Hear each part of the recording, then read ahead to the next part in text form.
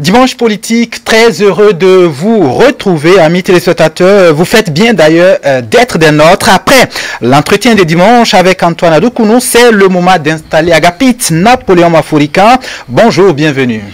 Bonjour Latifou, bonjour à tous nos téléspectateurs. Merci de garder l'écoute. Voilà. Alors, consultant politique, ETL, expert en gouvernance, expert électoral, consultant médias et communication. La semaine politique, nous la décryptons avec vous à travers les plus grands sujets. Il se fait que cette semaine, le plus grand sujet, l'un des plus grands sujets, c'est bien le dépôt des dossiers à la Sénat. 9 appelés et 8 à l'arrivée. En tout cas, pour ce qui concerne cette étape-là, on y revient. Mais un mot sur un phénomène tout à fait inquiétant, coronavirus. Le monde pratiquement est à l'arrêt. Les pays, les capitales les plus importantes du monde, certaines capitales en tout cas, sont à l'arrêt. Les pays entièrement mis en quarantaine. Pour l'instant, l'Afrique résiste et tourne. L'Afrique résiste et tourne, mais Latifou, vous n'avez pas si bien dit, vous n'avez pas si bien dire, parce que, écoutez, en janvier, le ministre français de la Santé estimait qu'il n'était pas concevable d'imaginer l'infection en France. Au regard des dispositions prises, ce n'était pas envisageable que la France connaisse une sorte d'épidémie au coronavirus. On était en troisième semaine, donc les 20, 21, 22 janvier, Madame Buzyn. Et moins de 2 mois après, donc le président français, très solennel, prend la mesure de la gravité du phénomène et donc pratiquement déclare l'état d'urgence, pratiquement, et c'est un nombre de mesures draconiennes parce que la France est atteinte. La France est atteinte au cœur de son système de santé. L'Europe est totalement atteinte par son système de santé. L'Italie est totalement à l'arrêt. École, établissement, tout est à l'arrêt pratiquement en Italie. Tout pratiquement est à l'arrêt. Je ne parle pas de la France où il n'y a que des services, les centres commerciaux qui peuvent encore tourner. Avec des mesures aussi. Un certain nombre de mesures. Ne parlons pas donc de côté des rassemblements. Pratiquement interdit. On est passé des matchs à huis clos à l'interdiction totale de toutes les rencontres dans l'Europe occidentale. D'où peut-être comprendre. Oui, mais c'est pour vous montrer la gravité. Lorsqu'on en arrive à fermer, vous savez, la FIFA, les instances internationales de football ne sont pas paranoïaques du tout.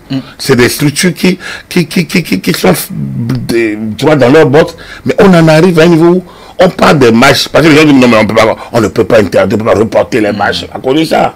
Mais de là à là, les matchs sont annulés.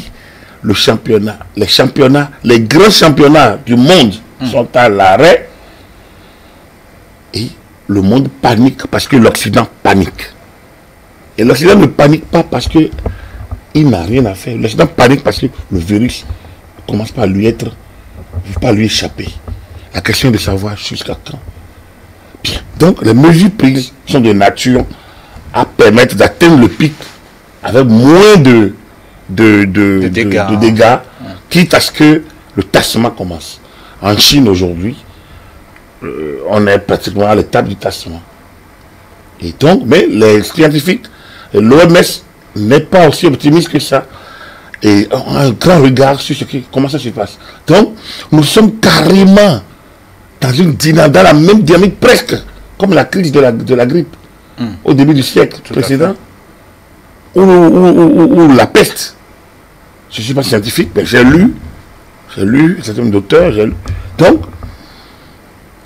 nous sommes dans une sorte, l'OMS a déjà déclaré la pandémie, mais au-delà de la pandémie, sur le plan purement humain, nous sommes dans une sorte de guerre, la guerre médicale, une guerre au virus, un virus non maîtrisé, et donc que tout le monde combat par toutes sortes de moyens. Espérons que les combats puissent porter. la première des places. Et nous, les pays africains, on doit d'abord peut-être se réjouir. Se réjouir peut-être de la nature du virus, mais se réjouir également des mesures draconiennes prises par nos politiques médicales. Au Bénin, on n'a pas attendu. Je pense que les autorités de santé ont pris la mesure de l'événement, c'est à les saluer. En d'autres circonstances, on n'a pas été aussi. Donc, à les saluer. Et les dispositions prises, je pense que les citoyens ont intérêt à accompagner en se déclarant en quarantaine ou en se déclarant ayant sillonné les zones délicates pour éviter une propagation qui va nuire vraiment à nos populations, parce que nous n'avons pas un système de santé aussi efficace, aussi prompt à réagir. On n'a pas les moyens, on n'a pas le matériel, on a les hommes, mais on n'a pas le matériel, on n'a pas les moyens qu'il faut. Donc, c'est important que nous évitions une propagation de virus. Merci à tout ce que le gouvernement fait, les gouvernements font au niveau de la sous-région, au niveau de l'Afrique. Et j'espère bien que nous allons passer cette étape avec moins de dégâts possibles. Voilà, donc ce qu'il faut dire sur ce virus-là et appeler bien évidemment chacun à suivre, on va dire, les mesures individuelles possibles, là encore, parce qu'il y en a quand même, il y a quelques comportements à adopter et la communication ne cesse d'être, on va dire, faite à ce niveau-là pour que chacun, à sa position, puisse participer à cette lutte-là, à ce combat, à ce que le consultant a appelé bien évidemment la guerre contre ce virus-là. Hier, si vous voulez, le 13 mars dernier, on s'en souvient, on doit se souvenir chaque moment que c'est la date quand même du décès d'un monsieur dont on ne cesse de parler ici. Il s'agit de Monseigneur Isidore de Souza. Juste un mot encore sur ce virus. J'avais participé dans une autre vie à une campagne de l'OMS, de l'UNICEF. De l'UNICEF dans les écoles, au niveau des radios, pour qu'elles puissent relayer. C'est une campagne simple, le lavage des mains à l'eau coulante. Le lavage des mains à l'eau coulante. C'est-à-dire qu'il ne s'agit pas de se laver les mains dans les tasses, dans les bols, dans les bassines, dans les cuvettes, dans les plastiques, non. Il s'agit d'ouvrir le robinet, et que l'eau sorte, et qu'on peut le savon, et que donc il ne s'agit pas de faire économie d'eau, mais tant qu'on peut, il faut l'ouvrir le robinet et il faut se laver la main à l'eau coulante. Et je pense que c'est une campagne d'antan. Il y a plus d'une décennie que j'ai eu le patriote dans une autre vie, et pour prévenir un certain nombre de maladies. Je pense que cette campagne d'actualité encore aujourd'hui, il faut le rappeler, dans la multitude d'actions, quelques actions que le gouvernement a mises en place et un certain nombre de zones, je rappelle, c'est qu'il y a cette affaire il y a le lavement des mains, il faut le lavage des mains, il faut se laver régulièrement les mains au savon. Je pense, moi j'ajoute à l'eau coulante, parce que ça se dit, mais il faut le rappeler, parce que si c'est dans un bocal, et quand l'autre se lave et vous lavez, je pense qu'on peut rattraper ce que le savon n'a pas pu éliminer chez l'autre, ainsi de suite. Donc ça, c'est une campagne. Je pense que c'est tellement simple. Au moins, nous avons du savon. Au moins, on a quand même d'eau pratiquement. Même si, bon, il y a des endroits. Bon, quand même, globalement, on a quand même l'eau. Essayons déjà de le faire dans les centres. Parce que c'est dans les grandes villes que les pénétrations sont rapides, puisque c'est les positions transfrontalières et transnationales. Donc, c'est par là. Donc, il faudrait déjà se laver les mains à l'eau coulante. Je pense que c'est une mesure déjà simple à faire et ajouter aux autres mesures que le gouvernement. Je pense que personne ne doit être de trop dans cette campagne que le gouvernement a lancée et que au niveau mondial, tout le monde se mobilise. Nous ne devons pas être incrédules, nous devons être vigilants parce que c'est une pandémie et il faut lire sur la grippe du début des années 1900. Il faut lire sur la peste au niveau des années 50, 40, 50 pour comprendre la gravité de ce type de pandémie et vraiment prendre les mesures qui s'imposent. Cela dit, merci Latifou, vous l'avez évoqué, le Monseigneur de Souza. Oui, c'est-à-dire que, je l'ai dit également, Monseigneur appartient désormais au patrimoine national de l'Union, à mon avis. On ne peut pas passer le 13 mars sans penser à Monseigneur de Souza. On peut pas parler de notre histoire. Absolument. On ne peut pas parler de la conférence nationale sans parler de Monseigneur de Souza. Autant les grands pays ont leur icône, ont leur patrimoine, autant Monseigneur appartient au nôtre. Pas parce que, vous savez, en l'espace de la conférence nationale et surtout les années qui ont suivi, son œuvre a été gigantesque, a été immense. Donc, c'est bon de faire un arrêt toujours de penser à lui. C'est bon que la nouvelle génération soit instruite de l'enseignement de Monseigneur de Souza. Monseigneur de Souza, comme je l'ai dit il y a quelques jours, ce n'est pas que le prélat, ce n'est pas que celui qui préside la conférence nationale, c'est aussi un homme social. C'est aussi, Monseigneur est porteur de la doctrine sociale de l'Église catholique. Et ça, dans beaucoup de ses actions qu'il a menées, c'est un homme du social. Et déjà, dans ces années-là, parler du social, alors que nous étions dans un gouvernement socialiste. Vous voyez déjà que malgré la socialisation du système, il y avait encore des choses, il y avait encore des vocations sociales à promouvoir. Et ça, je pense qu'il a contribué à faire de l'Église catholique une institution crédible au niveau de la société. Au-delà du dogme catholique, l'Église catholique, il a fait d'elle une institution crédible. Et ça, il y a l'abbé Bédinou et sa structure qui œuvre énormément à cela. Il y a le clergé lui-même qui en fait déjà un événement. Je pense que chaque citoyen béninois doit faire de Monseigneur de Souza une figure emblématique de notre histoire et de sa manière se souvenir de lui par prière, par méditation et par invocation. C'est pas ce que chacun peut faire. Et peut-être pas tirer des exemples de Monseigneur en disant moi je vais incarner cette partie de Monseigneur pour que notre pays puisse continuer à se développer dans la paix et dans la fraternité. Voilà donc là encore ce qu'on peut dire surtout, je veux pas oublier, surtout que vous Monseigneur est décédé un 13 mars, on était en pleine campagne pour les législatives. Donc il est décédé en pleine campagne. Aujourd'hui nous sommes pratiquement en plein pied électoral. Et donc pas de temps de manière cyclique, chaque fois qu'on pense à Monseigneur, on sera en période électorale, sauf après 2026, quand on va rentrer dans les élections générales, on verra bien. Mais Monseigneur décédé le 13, on était déjà dans la fièvre électorale, et je pense que ce n'est pas négatif non plus. Temps de carême, période électorale, c'est des moments où l'Église a l'habitude d'inviter chacun à un certain nombre de réflexions. Et nous y sommes. Je parlais de la vocation sociale de l'Église. Je pense que les mesures prises par l'Église, qui accompagnent celles du gouvernement en matière de lutte contre le coronavirus. Donc vous voyez déjà que, comme je dis, l'Église, au-delà du dogme catholique, l'Église catholique est une institution qui accompagne un peu le développement social aussi. Tout ça, je pense que Monseigneur y a contribué beaucoup. Voilà, nous allons donc revenir à ce qu'est, on va dire, ce rendez-vous-là, bien évidemment, un peu plus politique. Avant vous, Agapit Napoléon Mafourika, nous avons eu Adokounou Antoine, et là, il a parlé également de notre thème central de ce matin, à savoir les déclarations de candidature à la Sénat. Ça ne vous aura pas échappé.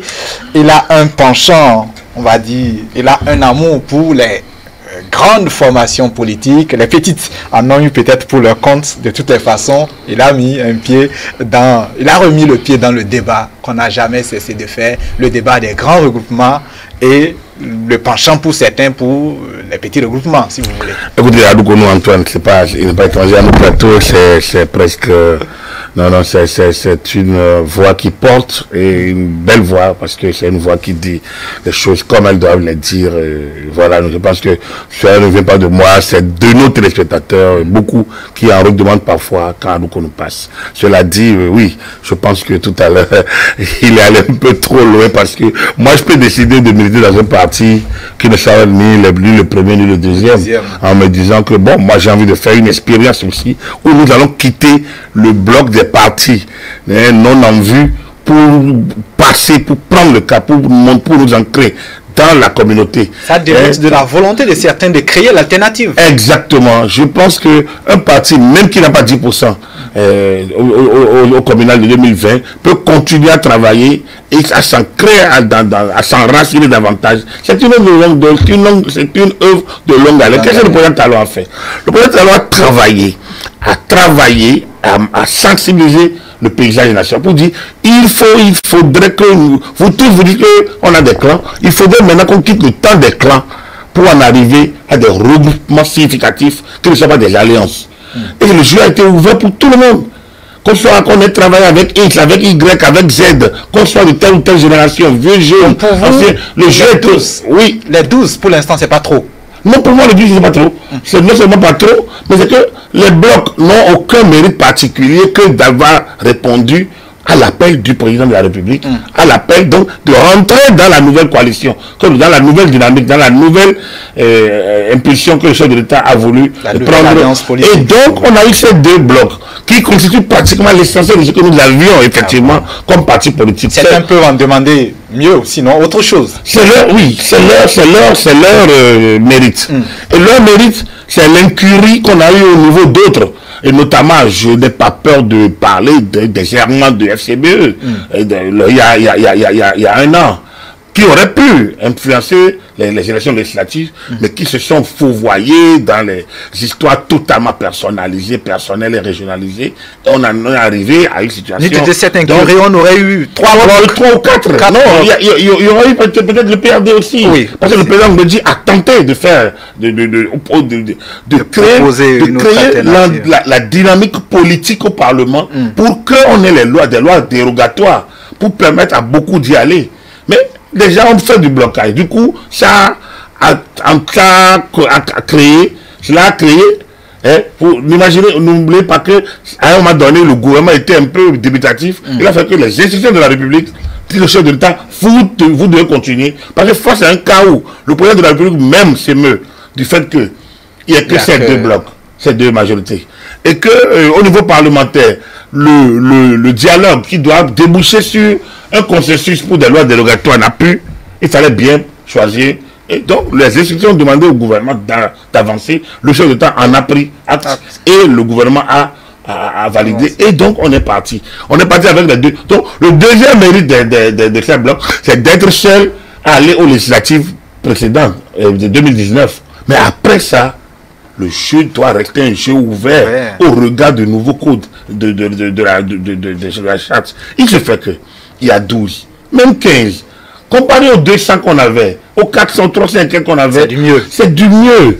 Et maintenant, c'est sur le terrain de la compétition électorale que nous aurons. Donc, moi, je ne crois pas à la dynamique de mon ami Adou Konou qui parle des partis à risque.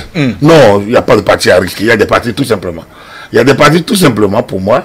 Et j'estime que ces partis méritent d'être appelés partis. Et ils méritent d'exister. À partir du moment où ils ont pu se créer en respectant la charte des partis politiques, à partir du moment où ils ont pu déroger aux exigences du code électoral en présentant des candidats, ils ont bien ce mérite de respect. Sauf que... On doit... Non, il n'y a pas d'impression. Nous sommes à une étape actuelle. On est à l'étape du dépôt des dossiers. On les respecte. Ils ont un respect provisoire. Je les respecte. Même le 9e qui n'a pas pu. Là, le MPL. Même le 9e qui n'a pas pu. Moi, ça me fait mal. Ça fait personnellement mal parce que... Mais c'est pas aussi le signe des risques qu'on a quand on est petit. Ce qui arrive à ce parti. Oui, je suis d'accord. Je suis d'accord, mais faut pas, on ne peut pas dire les grands sont les grands, ok, les petits de côté, tout le monde a les grands. Non. Moi, je ne suis pas partisan de ça. Quoique, je m'identifierais volontiers dans l'un des deux grands, si je devais faire une option. Mais ça, c'est personnel, c'est individuel. Du point de vue général, si moi j'ai envie donc de parler technique, je pense que on n'a pas besoin. Je pense que les deux grands sont grands aujourd'hui. Les autres sont là. Ils comptent. Ils comptent parce que, vous savez, dans les grandes démocraties occidentales, je peux parler de l'Allemagne, par exemple, ou peut-être d'Israël, qu'est-ce qui font le jeu? C'est les petits. C'est les petits. C'est vrai, en Allemagne, depuis un temps, et le sens de l'ouverture allemande, l'Allemagne qui a connu les deux guerres qui l'ont fragilisé et qui en a tiré toutes les conséquences, c'est que les Allemands ont consacré ce qu'on appelle la grande coalition, qui permet aux deux grands partis, des deux blocs, de la gauche comme de la droite, de gouverner ensemble. Et depuis 2000, je pense que pratiquement ces deux partis gouvernent pratiquement ça en dehors de 2 années. Donc c'est la grande coalition qui fonctionne en Allemagne parce que justement ils ont... Mais en dehors de ça, dans la plupart des grandes démocraties, quand vous allez aux élections, les deux grands blocs gauche-droite, ils ont la majorité. C'est les petits blocs là, c'est 3-4 députés qui viennent impulser à droite ou à gauche, consacrer la majorité parlementaire qui gouverne. Même si parfois c'est intenable, quand je prends le cas de l'Italie, parfois c'est un spectacle. Non, vous l'avez raison là-dessus. Effectivement, c'est souvent intenable. C'est souvent intenable parce que c'est parfois des alliances de circonstances. C'est parfois des alliances contre Nation Griffe. De chantage après. Mais de chantage après, merci. Mais il se fait que c'est ça la démocratie. Vous discutez, vous décidez d'aller ensemble. Moi, j'estime que les blocs, les partis qui sont aujourd'hui qualifiés par mon ami Adokon d'Ariste, pour moi, méritent d'exister tant qu'ils jouent le jeu. Et ils jouent le jeu franchement. Je ne vais pas faire comme mes amis, les jeunes amis de MPL, qui pensent que non, on a tout fait pour nous éliminer. Non, non. Je pense que, moi, je le trouve sympa, je le trouve dynamique, je le trouve en tout cas intéressant. C'est vrai qu'il y a quand même à s'interroger. Et ils n'ont pas, on va dire, ils n'ont pas manqué aux grandes obligations. Au contraire, ils en ont fait peut-être de trop. Est-ce qu'il faut sanctionner parce qu'on a trop respecté, on va dire, les normes? C'est là que je voulais dire, je le trouve sympathique, dynamique, mais je pense qu'ils ont péché par naïveté. Je pense qu'il ne peut quand même pas demander à la Sénat de leur faire les choix. Il ne peut quand même pas demander à la Sénat de La Sénat ne pourrait-elle pas leur demander de finaliser les choix quand elle peut demander aux autres de compléter les pièces? Pas du tout. Parce que ici, nous rentrons dans peut-être que c'est une phase qui n'a pas été réellement prévue par le législateur, mais c'est un cas de figure intéressant. Attendez. On dit que vous ne pouvez pas retrancher, changer de position. Vous pouvez corriger la liste entre le récépissé provisoire et le récépissé définitif. Mais en ce temps-là, les 72 gens ne peuvent pas vous permettre de changer. La Tifou, 6e à tel endroit, ne peut pas devenir suppléant. Premier. Il peut plus devenir premier. Sauf en cas de décès ou de démission ou de décès ou de double présence avec de double candidature. Quand le même se retrouve sur 3, 4, 5. Voilà la situation. Alors donc, vu ainsi, lorsque vous proposez des listes en moins, si vous n'atteignez pas le nombre, les 3630, si vous n'atteignez pas ça, c'est que vous n'avez pas dérogé aux décisions de la loi. Donc, là, il n'y a pas question de vous aller corriger. Vous n'êtes pas atteint, disqualifié d'office à l'eau de peau. Voilà. Lorsque vous dépassez, c'est encore plus pernicieux, c'est encore plus vicieux. Parce qu'en dépassant, vous voulez que la Sénat vous fasse c'est pas la Sénat auquel vous donne le temps de retrancher. Non, ça veut dire que vous êtes dans le délai, vous n'êtes pas prêt. Ça veut dire que dans le délai, vous n'êtes pas prêt. Or, la Sénat a été même très ouverte en laissant le temps à certains de minuit jusqu'au lendemain, pratiquement à 17h, 18h. Donc, la Sénat était vraiment ouverte, gentille, disponible, à mon avis, pour leur permettre sinon, après minuit, vous devez être contraint d'aller faire votre déclaration, puis c'est l'heure. Vous n'allez pas être dans la maison à 23h50. Il s'agit qu'à minuit, vous soyez à un comptoir pour respecter l'instruction sur les tests. Donc, en ouvrant un peu, la Sénat a fait. Donc, après de moi, vous n'avez pas cru devoir positionner vos gens en laissant plus de surplus. Vous demandez à la Sénat de faire votre travail à votre place. La Sénat dit, c'est pas mon rôle, je ne prends pas. C'est dit juridiquement. Techniquement, ils ont raison peut-être de dire que le cas n'avait pas été prévu. Non, en droit, si vous voulez que une loi prévoit tous les cas, vous risquez de faire des lois de 50 000 articles. Hein? Non. Les cas, mais il y a la loi, il y a l'esprit de la loi. Après, on ne peut pas retirer, retrancher que dans certaines conditions. Faire plus. Et demander, faire plus équivaudrait à demander à la Sénat de le faire finaliser le job. Ou alors de nous dire, continuez à finaliser. Or, il est évident que à ce moment-là, on ne finalise pas, on corrige. On vous donne ce pour corriger ce que vous avez mal fait. Ici, vous n'avez pas mal fait, c'est que vous n'avez pas fini de faire. Donc, eux, ils estiment que la Sénat, le cas n'est pas prévu. La Sénat estime qu'elle n'est pas en mesure de prendre. Et c'est là qu'il y a le juge du contentieux. Donc, le juge du contentieux, c'est la Cour suprême.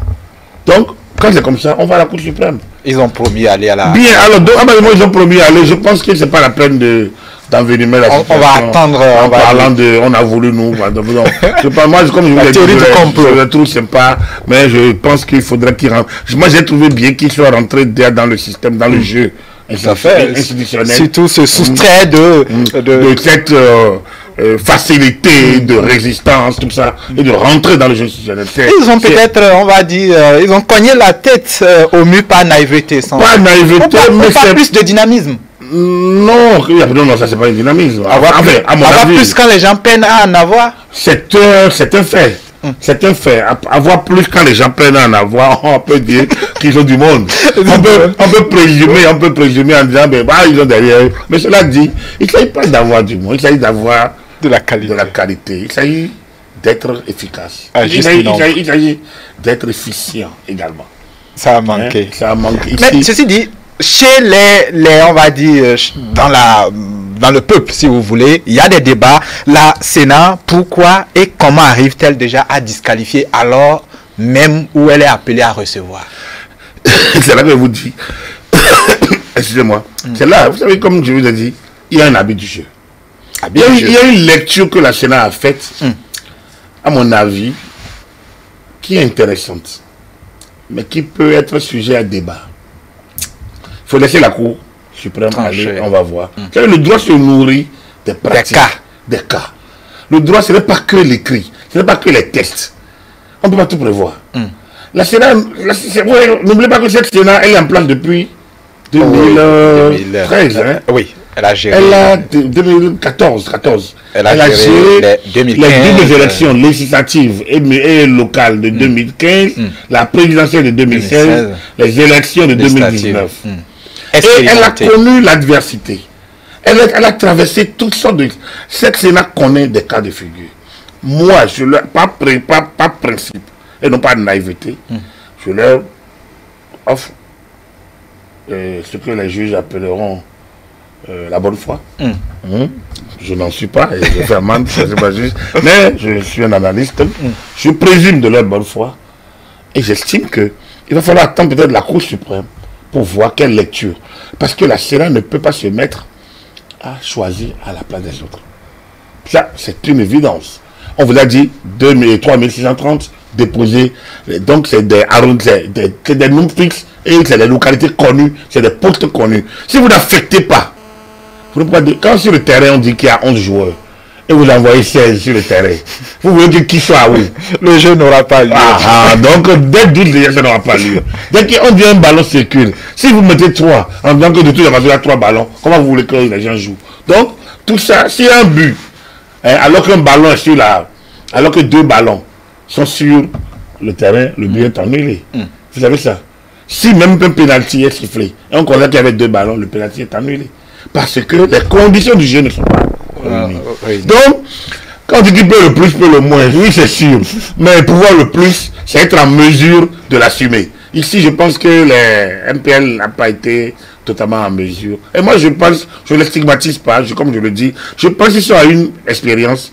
Pour moi, il ne faut pas qu'ils se découragent. Il faudrait peut-être qu'ils essayent donc de tirer grand bien de cette expérience. La messe n'est pas encore dite. Parce que, comme je dis, il y a l'étape de la Cour suprême. Les choses peuvent changer. Les choses peuvent évoluer, mais c'est pour qu'ils ne tombent pas dans la facilité de l'accusation et de bouc émissaire. Oui, on a voulu, on savait que, non, je pense que c'est des formules. Charrier la théorie du complot. Ça ne vous permet pas de... On a dit que si vous êtes tombé, ne regardez pas là où vous êtes tombé, voyez là où vous avez trébuché. Donc je ne pense pas que la Sénat, c'est pas la Sénat qui a dit d'aller amener plus de dossiers. Je pense que, vu ainsi, ils peuvent quand même comprendre ça. Si l'adversaire je prends encore le match de football. Un match de football où l'équipe qui est petite, qui est faible, refuse de jouer par exemple. J'ai regardé une finale de la Champions League. Les téléspectateurs peuvent comprendre. On retrouve l'ancien arbitre. J'ai regardé une finale de la Champions League, Inter Milan-Barcelone, il me semble, où José Mourinho, qui était entraîneur d'Inter Milan, il a refusé de jouer carrément. Vous voyez, les Samuel Eto'o était totalement à la défense. Donc, une finale de la Champions League où l'Inter Milan ne jouait pas. C'est que Klopp, il était totalement reclus derrière pour faire la contre-attaque et pour jouer. Ce que c'est fait l'Atlético de Madrid. Il faut ça merveille. C'est une barrière de... Une seule contre-attaque et le jeu. Et ils font le jeu en... Alors, est-ce qu'il faut dire... Est-ce qu'il faut stigmatiser ça? Les adeptes du beau jeu, oui. Mais les spécialistes qu'est-ce qui compte? La victoire. Le résultat. Donc, on doit oublier que Inter de Milan de Mourinho n'a pas joué et a gagné. Il a gagné. Et quand on n'a pas joué, c'est refusé au jeu, rester derrière. Ce qui n'est pas l'esprit du football. Mais pourtant, la stratégie est payante. Donc, c'est pour vous dire quoi? Oui, chacun définit la stratégie. Je pense que en la matière, il s'agit de savoir quel est le mode opératoire. le parti a fait sa stratégie, elle n'a pas gagné, c'est pas un problème. Mais il ne faut pas trouver que c'est l'autre qui a tort. Il fallait prendre cette disposition, qui voyait loin. Ménage à mouture, mordu, dit-on. Et c'est déjà ça. Il faudrait qu'ils comprennent qu'ils ont un potentiel et après ils avancent comme des braves battants en se disant que cette réforme est pour eux. Ils sont jeunes pour la plupart. C'est vrai que pour eux. En plus, si on tient compte du temps qu'ils ont mis, je pense qu'ils n'ont vraiment pas à avoir honte. Hein. Non, et puis moi je dis que ces réformes sont pour eux. Ils sont la plupart des jeunes militants, donc ils ont du temps de se l'approprier et de dire merci au jour président Talon, de dire ah, vraiment, je pense que le décalage de notre pays, le déclic mental, institutionnel, est venu sur le président Talon, nous a permis, nous jeunes aujourd'hui, 20 ans après les réformes, 30 ans après les réformes, vraiment d'être aux affaires. Ils vont remercier sans doute le président Talon parce qu'ils verront que tout ça leur sera à leur profit, à eux. Donc, pour moi, nous sommes, pour le moment, rien, tout se passe à mon avis, donc voilà un peu ce qu'on peut dire globalement, un peu du passage de mon ami Adouko. Mais il y a un autre aspect, si vous voulez, c'est qu'il a mis beaucoup l'accent, parce que son affaire de ces observations de partis à risque, c'est basé sur la question donc du seuil de représentation qui est... Ça, c'est un vrai débat, tout à fait. Alors, est-ce qu'on aborde ce seuil ou on reste à la Sénat? À vous de choisir. On aborde ce seuil parce que, en annonçant bien évidemment que tant que les partis ne s'appliquent pas à le faire comprendre à la population, c'est un débat qui après va nous surprendre. Juste en quelques minutes, on aborde le débat. Ah non, ce débat ne peut pas être abordé en quelques minutes là-dessus, parce que... Bon là, on reste à la Sénat. C'est un débat central. On reste à la Sénat, on aura l'occasion de... On doit revenir là-dessus. on reviendra soit aujourd'hui ou en un autre numéro de décryptage. Certainement tout à l'heure. D'accord.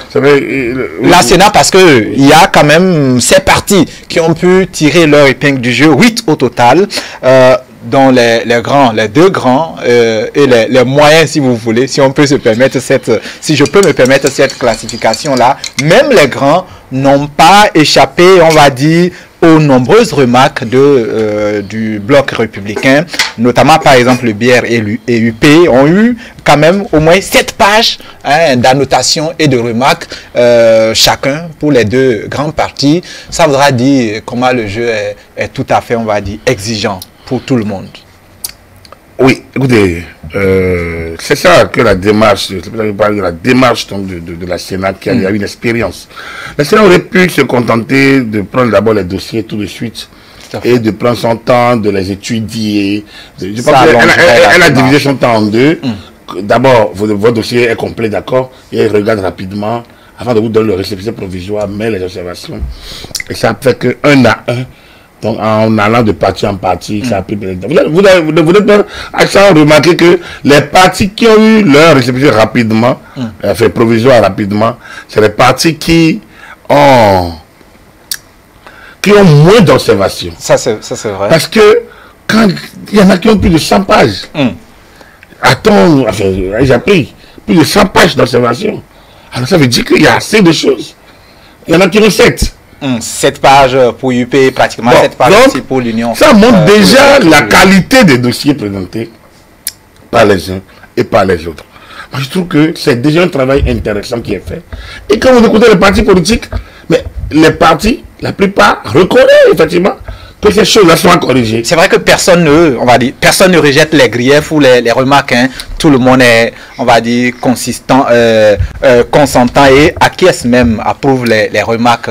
Donc c'est pour vous dire que nous sommes, ouais, tout, c'est ça, il y a une sorte de professionnalisation de la Sénat. De la pratique. De la pratique elle-même, déjà. Et donc les partis aussi commencent par comprendre les exigences du nouveau code du jeu. Et là, c'est intéressant.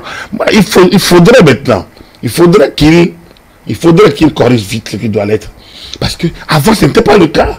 Avant, c'était des nébuleuses. Avant, on ne connaît pas ce qu'on reproche au parti. C'est vrai. Avant, il suffit de déposer votre dossier pour que vous soyez retenu. Avant, donc, quand le gars va dire maintenant... La théorie du complot est plus facile. Exactement. Quand quelqu'un va dire maintenant, on m'a fait chose. On m'a retiré les pièces. On va lui montrer les observations. Est-ce que c'est fait ou c'est disparu? Parce que c'est fait devant d'autres regards. Donc, je pense que c'est une avancée dans le processus et qui est déjà une manière d'avancer dans la lecture, une manière d'avancer dans la modernisation de notre système politique. C'est intéressant. Il reste maintenant que, dans les 72 heures, que ces partis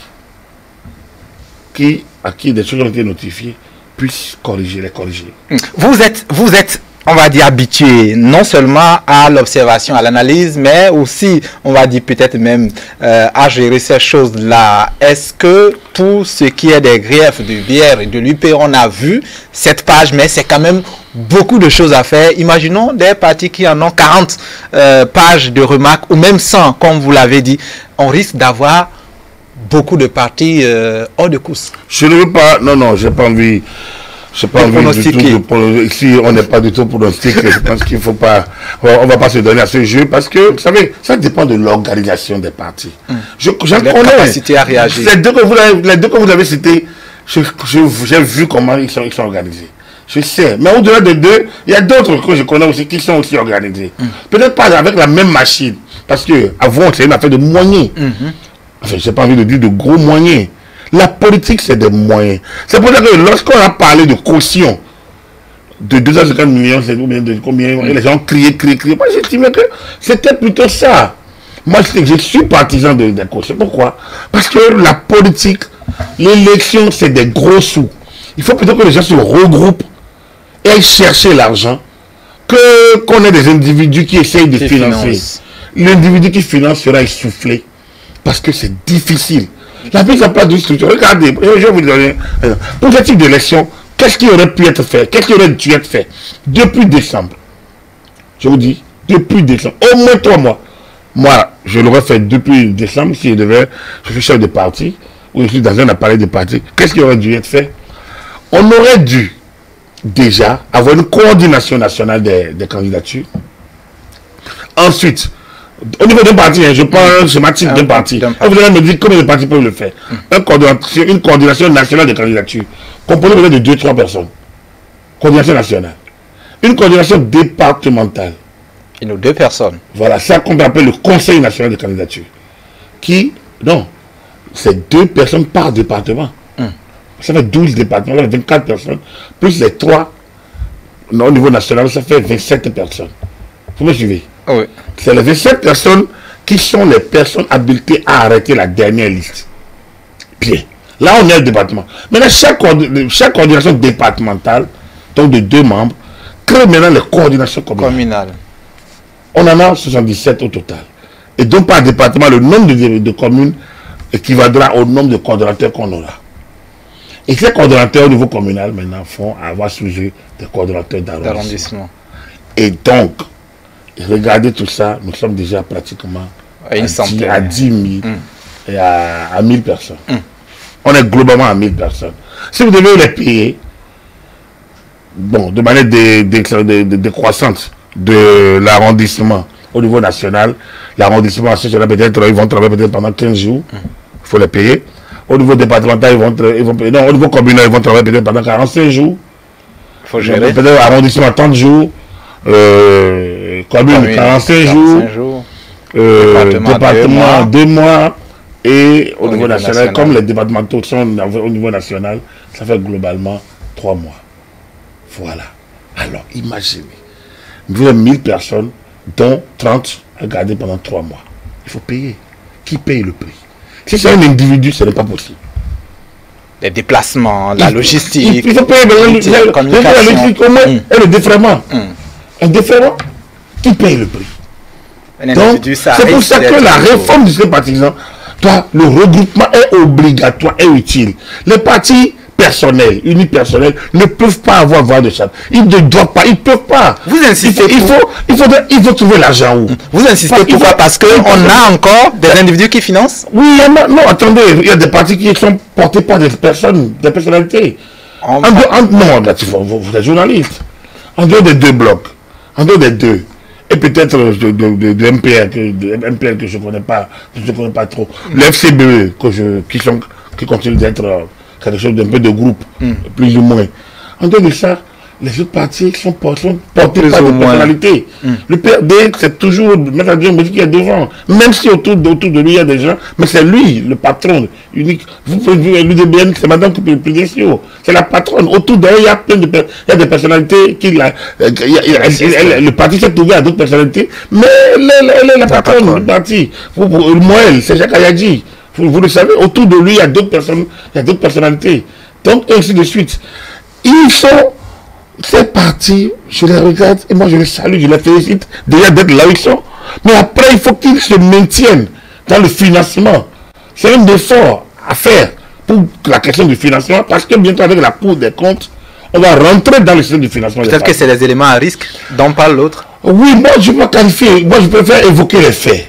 Évoquer les faits pour qu'on puisse les analyser tranquillement. Parce qu'effectivement, le financement public des partis est là, c'est vrai.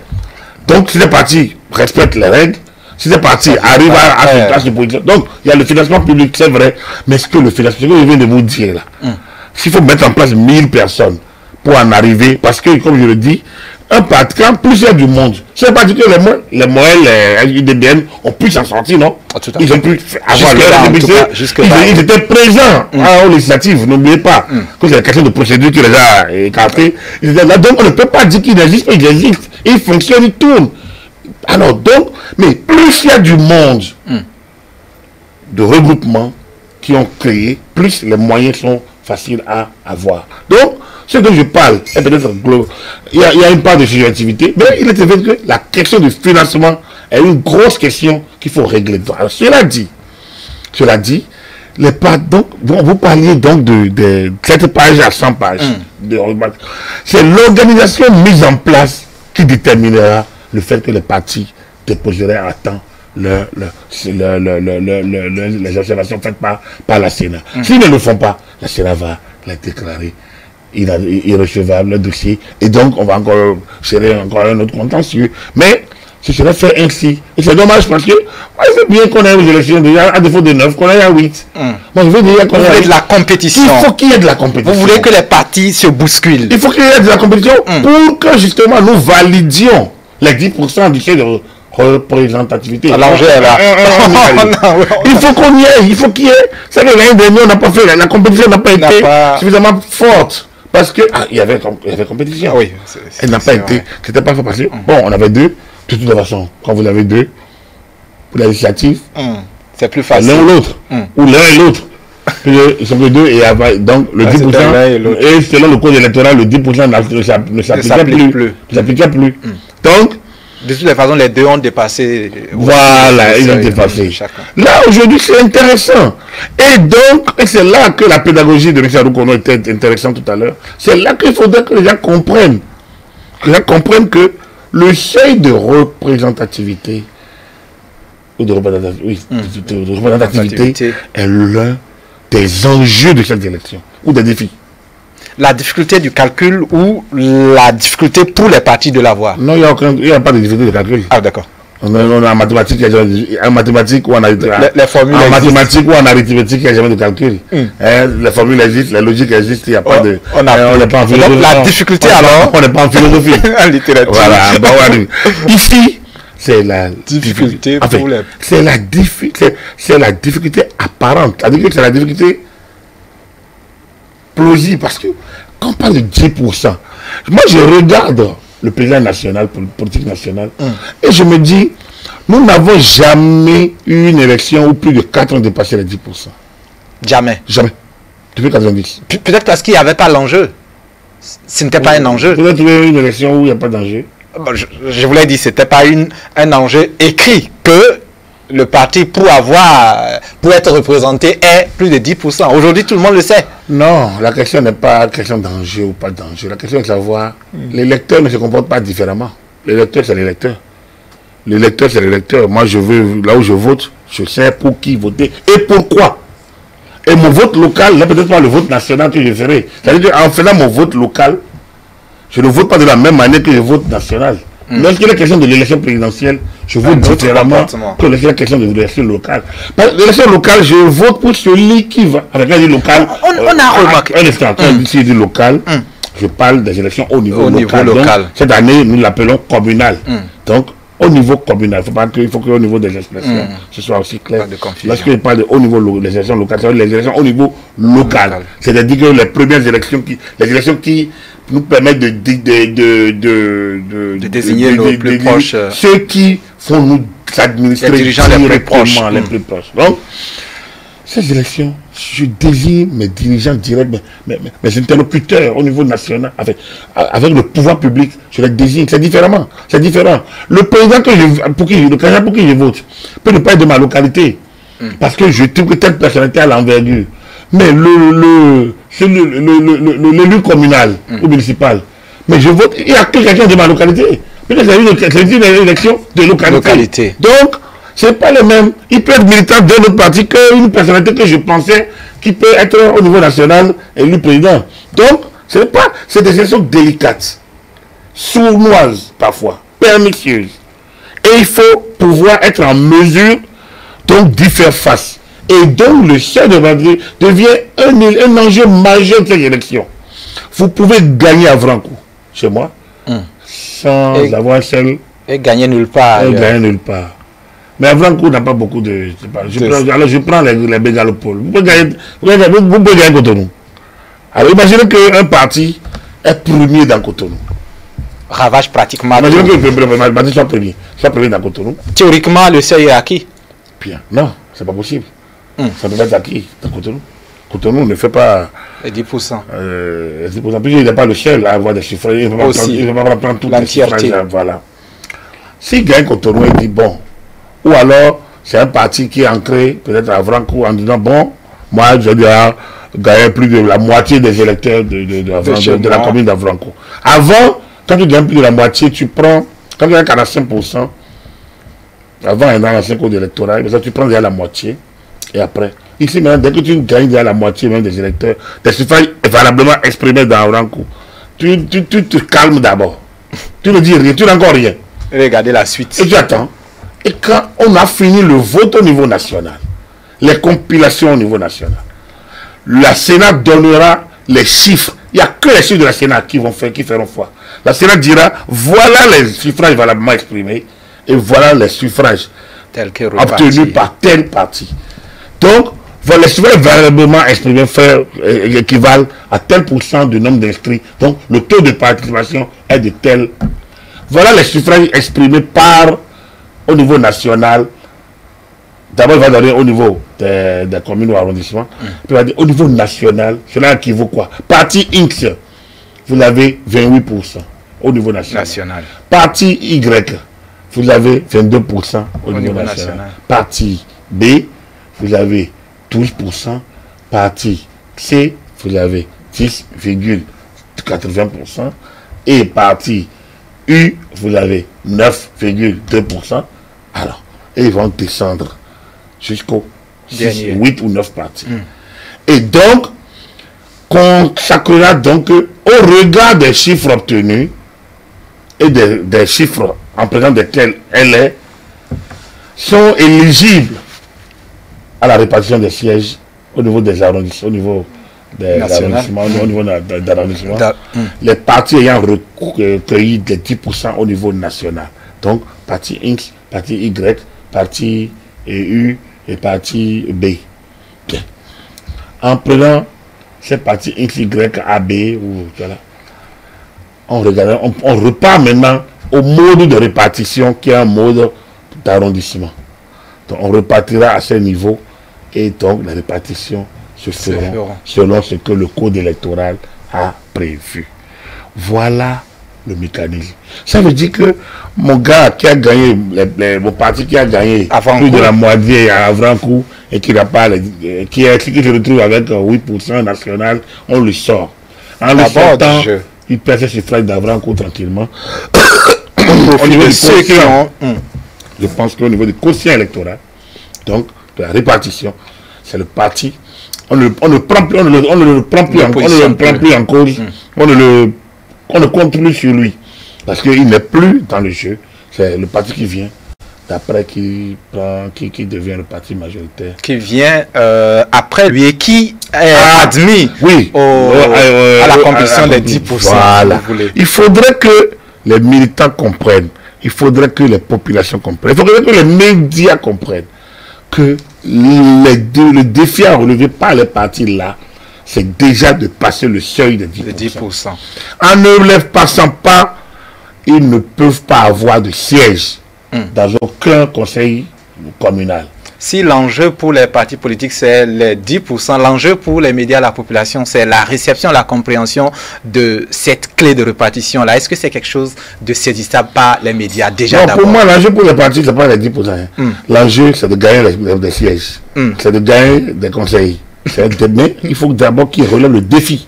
C'est un défi, c'est pas un enjeu, c'est un défi pour moi. C'est un défi. Il faut qu'ils relèvent le défi. C'est comme une barrière, c'est comme un goulot. Il faut qu'ils passent cette étape pour pouvoir avoir reçu l'enjeu.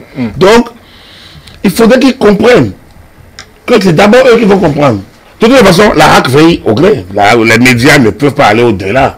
La HAC a sorti des décisions. Il y a eu aussi pas mal de rencontres. Il y a des rencontres, des formations. Donc, la HAC veille suffisamment au grain pour que les médias ne déraillent point. Donc, dans le cas d'espèce, les médias savent ce qu'ils doivent faire. Les décisions de la HAC, la décision qui est en cours et celle qui va être prise bientôt, sont des outils de travail pour les médias. Doivent pouvoir être respectés pour que, parce qu'elle est responsable donc de cette gestion-là, de ce volet de la gestion, donc elle le fait déjà. Donc, ça pour dire que normalement, les médias savent à quoi s'en tenir. L'opinion publique doit savoir à quoi. Il ne sait pas maintenant que les gens vont commencer à faire la morale, ce n'est pas démocratique. Tout est démocratique tant que nos lois disent que c'est ça. Il ne faut pas, la personne n'est née avec une démocratie prête à consommer. La démocratie résulte de la volonté des acteurs de l'instant, et cette volonté est traduite par les lois et règlements, les lois de la République. Donc, en clair, personne n'a de démocratie à imposer, ni de morale démocratique, ni de leçon démocratique à vendre aux autres. Il n'y a que nos textes, nos lois, qui résultent de nos institutions, qui elles-mêmes résultent de notre constitution, sont déjà les socles sur lesquels la vie, les processus sont bâtis. Et dès lors, la première chose à faire, c'est de les respecter. Et donc, ce code-là, qui est d'ailleurs une émanation des conclusions du dialogue politique, je pense que c'est un code consensuel. Et aujourd'hui, vu comment les choses se passent, on peut dire que ça fonctionne. Ça fonctionne. Et on peut aussi déduire que les partis politiques et les acteurs politiques, jusqu'ici, jusqu'au moment où nous parlons, les partis politiques et surtout les responsables des partis politiques jouent le jeu. Ça, on peut le déduire. Quand on voit comment est-ce que le récipicé provisoire, par exemple, est on va dire, brandi, tout le monde joue le jeu. Non, moi, c'est quelque chose l'une. Vous avez parlé de mon statut d'arbitre en séance. Oui, soit vous jouez. On vous dit voilà le jeu. Voilà l'offre de jeu. Si vous entrez dans le jeu, c'est que vous jouez le jeu. Si vous ne voulez pas jouer le jeu, quittez le jeu. Comme les autres. De toute façon, l'arbitre du jeu est là pour vous faire sortir parfois de l'autorité, selon les règles. Vous frappez l'arbitre sur le terrain, le match prend fin et vous perdez le match. Ça là, il n'y a rien à dire, on ne rejoue jamais un match où vous frappez l'arbitre. L'arbitre fait un penalty, vous quittez le terrain. On prend une décision, vous quittez le terrain.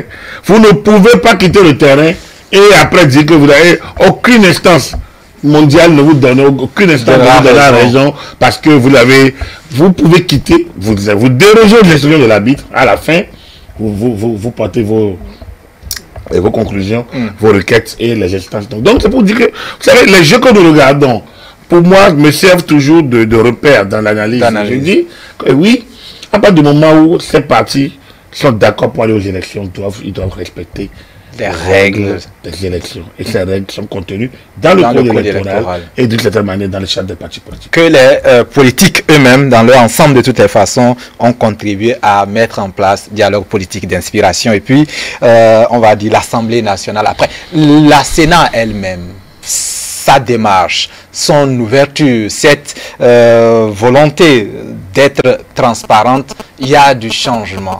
Même si vous avez déjà parlé de sa maturité. Il y a du changement. Des législatives à aujourd'hui. Est-ce qu'il y a vraiment du changement de législative? Non, le président de la Sénat a dit qu'il y a plus de fautes mineures. Donc, je pense que lors des législatives, je l'ai déjà dit ici, la Sénat a péché par là, pas trop de pudeur. Pas trop de pudeur, parce que bon, elle n'était pas obligée de communiquer sur ça. D'expliquer ses décisions.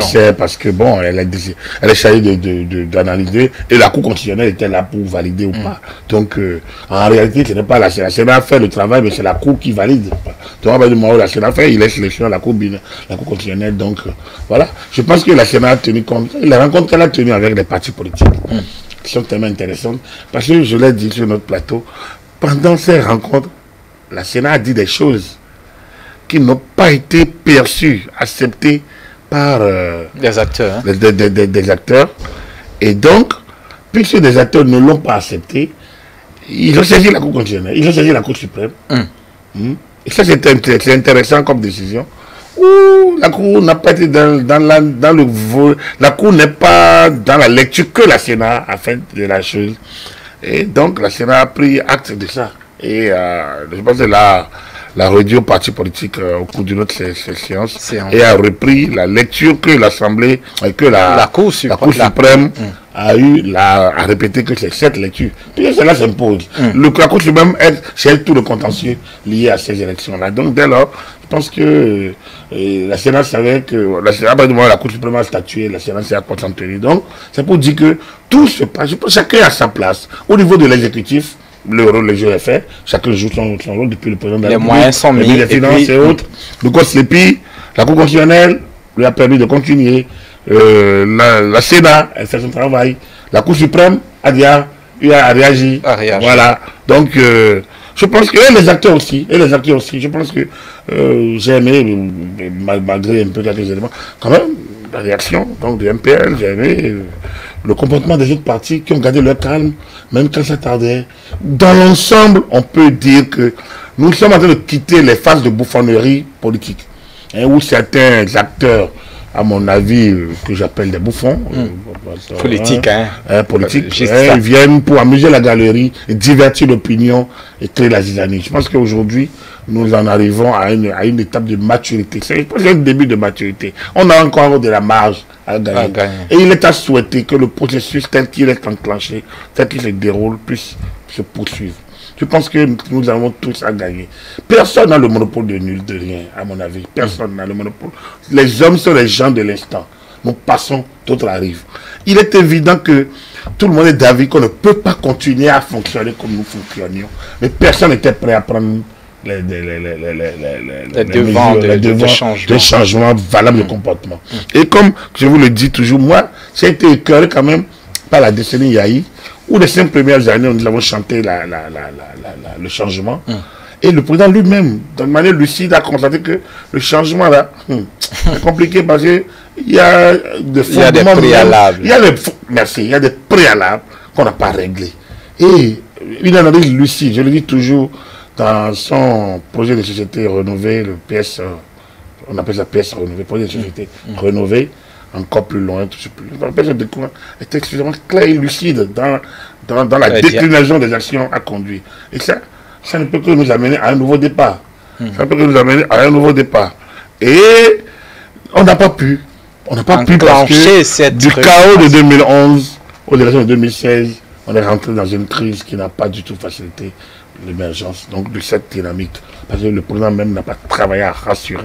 C'est dommage. Donc, mais il était à saluer que depuis 2016, on est rentré dans une autre phase d'obligation de résultats, où le chef de l'État lui-même s'oblige à un certain nombre d'objectifs en disant non, ne me portez pas encore en triomphe. Moi, j'ai des objectifs. Il y a du boulot. Il y a du boulot. Laissez-nous travailler. Je pense que cela a ramené tout le monde à la dynamique du travail. Que seul le travail nous permet d'exister. Je travaille, donc je suis. Comme dirait l'autre, je pense, donc je suis. On peut dire aujourd'hui que tout le monde peut dire je travaille, donc je suis. On parle quand on parle, par exemple des élections, comme nous y sommes. Mais avant, c'est facile. Tout le monde sait que bon, voilà, on peut envoyer n'importe quoi à la Sénat, on peut faire ci. Il suffit d'avoir son réseau, d'avoir son circuit, d'avoir son système. Et aujourd'hui, je travaille. Je ne suis que quand je travaille. Je ne peux partir aux élections que quand j'ai travaillé à faire convenablement les plis les 3630 dossiers, et nos 3631, et nos 3600, c'est 9. Et maintenant, dans chaque pièce, de mettre des pièces authentiques. Telles que c'est demandé. En nombre demandé. Et ça, c'est l'étape d'après. On verra dans quelques jours si les partis auront fait ça. S'ils travaillent à le faire, ils poursuivront. S'ils ne travaillent pas, ils ne poursuivront pas. Le travail ici, c'est non seulement le déploiement d'efforts, mais aussi les exigences du résultat. Il ne s'agit pas de bouger, de transpirer pour dire je travaille. Il s'agit de m'obliger à des résultats et d'atteindre ces résultats. Donc, au-delà de la gesticulation personnelle ou des neurones, il s'agit aussi d'objectifs à atteindre. Si j'atteins, c'est ça. Vous savez, les entraîneurs de football, j'en reviens encore, ils signent des contrats, ils font des matchs, on domine, on ne gagne pas. Vous dominez, vous ne gagnez pas. Mais on vous change. Le bon jeu, c'est bien. On amènera quelqu'un qui jouera mieux de résultat. On vous dit, on va dire oui, on aurait bien aimé le bon jeu, mais dommage, bon, mais nous gagnons. Puisque je gagne, ça marche. On ne cherche pas une équipe qui gagne. Puisqu'on gagne, on est. Voilà, si je gagne, on est. Donc vous comprenez que le travail dont je parle, c'est le travail qui est planifié. C'est le travail qui est décliné en objectif à atteindre. Donc les efforts doivent concourir à atteindre les objectifs. Je ne suis que si j'arrive à atteindre les objectifs à travers le travail. Et le travail bien fait. Donc, quand on dit bien fait, il doit concourir à atteindre les objectifs. Il ne pas que le paradigme doit être cela. Nous devons changer et comprendre que c'est cela désormais. Or, pendant longtemps, on a été... Vous savez, quand on dit les acquis de la conférence, de la démocratie, l'état de droit, tout le monde va... Les acquis, tout le monde n'oblige à rien. Tout le monde va s'adosser à dire les droits acquis, les acquis démocratiques, les acquis démocratiques s'appuient sur les exigences du travail, sur les exigences d'impartialité, sur les exigences de lutte contre la corruption, sur les exigences donc d'efficacité. Mais est-ce qu'on est prêt à ça? Voilà les acquis démocratiques. Donc, vous comprenez que des élections bien organisées, et c'est heureux aujourd'hui que nous sommes en phase pratiquement de l'opération électorale. On a quitté les phases préliminaires. On est dedans maintenant avec le dépôt des listes. Et que regardez, l'environnement, c'est convivial. Et on peut continuer à le garder convivial si tout le monde continue à travailler. Mais c'est qu'il y a toujours de l'esprit mesquin. Quand lorsque le gars est bloqué, au lieu de dire, ok, j'ai mal travaillé, je vais continuer, il va dire, non, on m'a bloqué, on a tout fait pour me bloquer, je dérange. Mais si tu déranges, tu travailles pas, comment tu vas déranger? Est-ce que paresseux dérange? Donc, vous comprenez que aucun vice n'est bon, mais le plus laid de tous. Ah, vous connaissez pas les poèmes qu'on chantait un peu qu'on récitait. Ça doit être quand on est un peu élève écolier quoi. Quoi, déjà retourner en classe, lire une leçon qui m'est là, au lieu de m'amuser ici, je vais user les tromperies. Et bon, donc l'enfant paraît, l'enfant dit à sa maman, oh mère chérie, tu sais que j'ai mal au cœur, mal partout. La maman dit, oh, au lit pour malade, au lit à l'instant même. C'est-à-dire que quand l'enfant dit à la maman, dit, oh, mais ça tombe bien, aujourd'hui c'est jour de repos, tes frères vont sortir avec... Ah, maman, donc je suis plus malade. Je suis plus malade. Ah, plutôt tu m'avais donc menti. Allez, au lit. Voilà, donc le mensonge n'est pas un beau vice. Disait la fable, donc on revient. Donc, quand vous voulez jouer de subterfuge, vous voulez user de tromperie, vous prenez à votre jeu. Autant rester dans le jeu. C'est-à-dire, vous jouez mal, ou bien vos résultats n'ont pas été concluants. Prenez acte et allez vous corriger. Je pense que c'était un peu la logique de l'intervention précédente, celle de mon ami Adoukounou, que j'ai beaucoup apprécié. Je reviens encore là-dessus, où il a dit les choses de la manière la plus... Donc, je reviens un peu là-dessus pour dire, il a posé le diagnostic, il a dit ce qu'il doit dire, et enfin, moi, entrefiler de ce que je pense de ce qu'il a pu dire, c'est-à-dire, chacun doit travailler pour peut-être atteindre le niveau des deux blocs qui sont là. Les deux ne sont pas encore... Je pense qu'il faut que les deux aient une concurrence. Tout à fait. Il faut qu'ils aient de la pression. Pour donner le meilleur. Pour donner, parce que les autres aussi, quand on parle de la majorité présidentielle, aujourd'hui, quand vous regardez l'environnement, il y a ceux qui sont de la majorité présidentielle hein, et qui ne sont pas dans les deux blocs. Tout à fait. Ils sont de la majorité présidentielle, Ça, mais ils ne sont pas dans les deux blocs. Et il y a maintenant ceux qui sont dans les blocs et qui ne sont pas totalement contents parce qu'ils n'ont pas les... Donc, c'est une dynamique. Ceux de la majorité présidentielle qui ne sont pas dans les deux blocs, ils aspirent aussi à avoir voix au chapitre. Donc, il faut qu'ils travaillent à atteindre ce niveau-là. Et ce travail ne peut qu'au niveau électoral. Donc, certains se maintiennent. Même s'ils n'ont pas les 10%, ils disent, bon, nous allons peut-être atteindre, dans leur petit calcul, ils disent, bon, au moins 5% déjà. Ça leur permet d'avoir une idée de leur ancrage. Et peut-être de retravailler pour... Donc, nous sommes dans un processus qui peut durer suffisamment. C'est pour ça que moi, je dis que la patience. Prendre patience et jouer le jeu. Donc voilà, globalement, l'analyse qu'on peut faire à l'étape d'aujourd'hui et espérer que le processus se déroule un peu comme il se continue, se poursuive, comme il a commencé. Je veux vraiment un gros salut à ces partis qui ont pu... Hein, vraiment, c'est exigeant. Hein, c'est très beaucoup. C'est énorme. C'est même les 9 partis. Même les 9 partis, il faut les saluer, les féliciter. Les 8 qui poursuivent d'abord, les saluer, les féliciter. Le MPL, courage à lui, qu'il continue leur cheminement avec. Et que, bravo à la Sénat, on peut le dire, on attend toujours du meilleur. Il nous montre tous les jours qu'il peut faire beaucoup encore mieux, tant mieux. Et voilà, espérons que chacun va continuer à jouer sa partition pour que nous ayons au lendemain du 17 mai, non pas des sons de cloche, mais une symphonie en termes de satisfaction. Même les perdants vont dire, nous avons combattu. On a combattu le bon combat. Et demain est le meilleur reste à venir. Merci à vous, Agapit Napoléon Maforican, consultant ici, un consultant politique ici. Merci à vous, les efforts de tous les dimanches, même s'il y a du repos parfois, pour ce qui me concerne en tout cas.